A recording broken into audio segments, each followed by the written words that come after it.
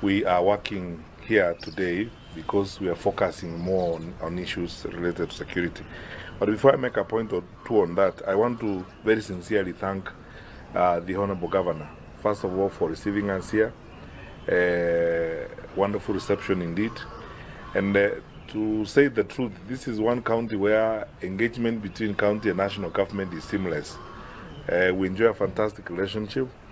And partly it's because of the vision and outlook of this governor. There are very few counties that have got data centers. He has just shown us a data center. It's a very modernist way of looking at leadership and service delivery.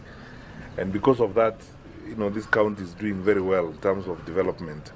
And a number of challenges we would otherwise have are sorted out because the county government is not only responsive to the national government, but very available for constant and close engagement. So I want to sincerely thank Governor Chepkoni and his team for the excellent relationship that we have with the county government and for the solid leadership that he has provided here in this part of our country.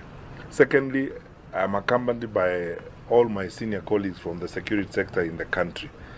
The Deputy Inspector General, Mr. Gabo, is here with me. The Secretary National Administration, Mr. Osia, our Regional Commissioner for Rift Valley, Mr. Natembea, the Regional Police Commander, Mr. Ochola, our own County Commissioner here and the security team, because we are looking at several issues related to security, especially in the southern part of the county. We have had very fruitful consultations with our colleagues who are working very hard here, and now we are going to meet the grassroots administrators, the chiefs, assistant chiefs, the DCs, and the police command at the grassroots level to lay out strategies on what we need to do to address some of those security issues. I am grateful to some of the elected leaders of this county and some of the civic leaders, especially religious leaders from Kericho, who came to see me and who asked that we come out here and focus on some issues of security. And I did say, this is the work we have been hired to do, and this is the work we have been assigned to do by His Excellency our President. And thankfully, by God's grace, we got the opportunity to be out here today with my colleagues. And I'm convinced that when we are done with the meeting with the grassroots administrators at the Kericho TTC, we will address a more comprehensive press conference and outline some of those security issues, the measures that we have taken, and all we are going to take to ensure that we address them. Kericho has done very well. The return to school here has been very successful. This is one of the counties that crossed the 90% mark a long time ago. And there are about 91 girls who are expecting, and we have agreed, the government policies, that we get our children back to school, all of them, including those who are expecting. Pregnancy is not a disease, as our Minister for Education, Professor Magoa, says. So the county has done very well. Let us now focus on how we support the governor and his wonderful team and the wonderful people who are elected to lead this county and our other colleagues in the government to ensure that we support our children to remain in school and to carry on with their studies. So the rest of the stuff that we are going to discuss and the strategies we will lay out when we go to the meeting at the Kericho TTC, we will give you a more comprehensive briefing on security when we are done with that meeting, because we also want to listen to our grassroots leaders who are there, who have been working with some of these challenges. But finally, I want to say thank you to everyone. Thank you to the governor. Thank you to my brother Charles Keter, and thank you to my sister Betty and every one of you who are available. And now let us go and get some more work done in the service of our country. Thank you very much.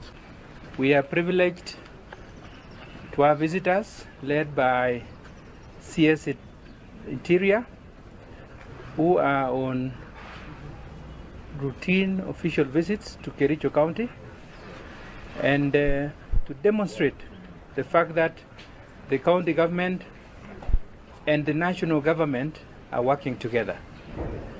We have held discussions in here on matters that are of common interest, and generally they are also getting to know how national projects are going on here. So we've had that brief and everything is going well. With CS Matiangi are our own two CSS, Charles Keter, Honorable Charles Keter, and Honorable Betty Maina. Is to take advantage of the national government policies on enterprise development and trade, and especially my emphasis today has been to encourage us to focus on taking advantage of the export markets that the government has created through trade agreements.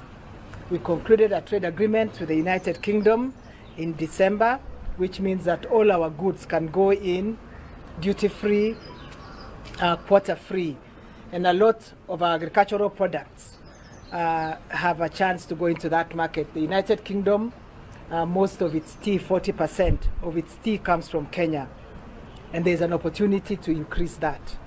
They buy their coffee through Germany, which came from Kenya, and we have an opportunity to get our Kipkelion coffee into the UK market.